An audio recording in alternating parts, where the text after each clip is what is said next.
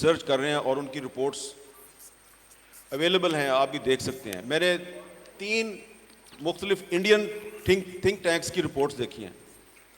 Indian think tanks یہ کہہ رہے ہیں کہ خدا نخواستہ پاکستان 2030 تک قائم نہیں رہے گا، ٹوٹ جائے گا. نعوذ باللہ. اور اسی طرح ایک امریکی یونیورسٹی کے پروفیسر جو ہیں ان کا وہ بھی ایک تھنک ٹینک سے ان کا تعلق ہے. انہوں نے تھوڑے 3 سال اور دے دیا. انہوں نے کہا نہیں 2030 میں نہیں، یہ 2033 میں ٹوٹے گا. اب اس کی کیا وجہ ہے؟ اس کے لیے وہ جو ان بیرو میٹرز اور وجوہات بتا رہے ہیں وہ کچھ نہ کچھ تو ہیں نا، ہمارے ارد گرد نظر تو آ رہی ہیں نا. کیونکہ اب اگر عباس تابع صاحب جو ہیں وہ چاہیں کہ میں کچھ امید بھری باتیں کروں اور کچھ نہ کچھ اچھا آپ کے سامنے پیش کروں، تو سوال یہ پیدا ہوتا ہے کہ یہ جو جشن جان ایلیا ہے یہ تو 1.5-2 ہفتے پہلے ہونا تھا، تو یہ ڈیلے کیوں ہوا؟ 9 مئی کی وجہ سے ڈیلے ہوا نا. تو 9 مئی کہاں پہ ہوا ہے؟ پاکستان میں ہی ہوا ہے. تو اب اگر ہم نے پاکستان کے بارے میں کچھ نہ کچھ اچھا کہنا ہے تو اب ہم 9 مئی کو کیسے نظر انداز کر دیں؟ عباس تابع صاحب برا نہ منائیے.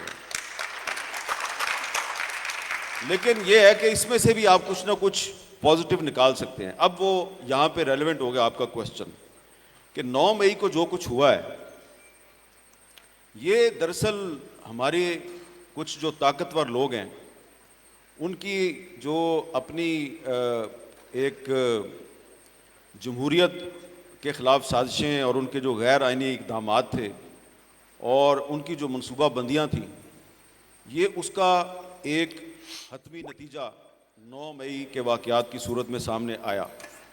لیکن اب بدقسمتی یہ ہے کہ آپ 9 مئی کے واقعات کی ذمہ داری جو ہے وہ صرف ایک سیاسی مکتبہ فکر پہ ڈالے جا رہے ہیں، اور انہی کے لوگ جو ہیں وہ روز ٹی وی پہ آگے اعلان کر رہے ہیں جی کہ ہم سیاست سے علیحدگی کا اعلان کرتے ہیں، اور جن کو سیاست سے علیحدگی کا اعلان کرنے کی ضرورت ہے ان کی طرف سے ابھی تک اعلان سامنے نہیں آیا.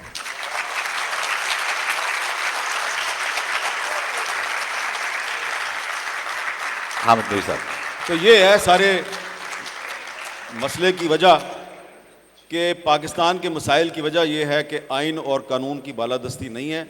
جب تک پاکستان میں آئین اور قانون کی بالادستی نہیں ہوگی، جو کہ کبھی نہیں رہی، تو آپ کچھ نہ کچھ اچھا نہیں کر سکتے. لیکن امید رکھنی چاہیے کہ یہ ایک فکرے پہ جس بھرپور انداز میں تالیاں بجائی گئی ہیں، اس کا مطلب ہے یہ سارے چاہتے ہیں کہ پاکستان میں آئین اور قانون کی بالادستی قائم ہو. 2023 پاکستان میں نئے انتخابات کا سال ہے. اس سال پاکستان میں ہر صورت میں انتخابات ہونے چاہیے، اور اگر آپ نے کچھ نہ کچھ پاکستان میں اچھا کرنا ہے تو اس کے لیے ضروری ہے کہ اس سال ہر صورت میں الیکشن کروائیں، خواہ کوئی بھی جیتے.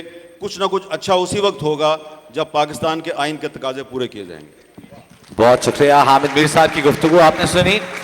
سہیل بڑائی صاحب، آپ سے ہم یہ جاننا چاہیں گے، 9 مئی کی آپ ذکر کر دیا حامد میر صاحب نے، اختلاف رائے ہمیشہ سے پایا جاتا تھا، 2 آراء ہمیشہ سے پائی جاتی تھیں، لیکن یہ اختلاف رائے میں ایک دوسرے کو تہذیب سے احترام کیا جاتا تھا، اس کی رائے کا، بھلے وہ آپ سے مختلف ہو.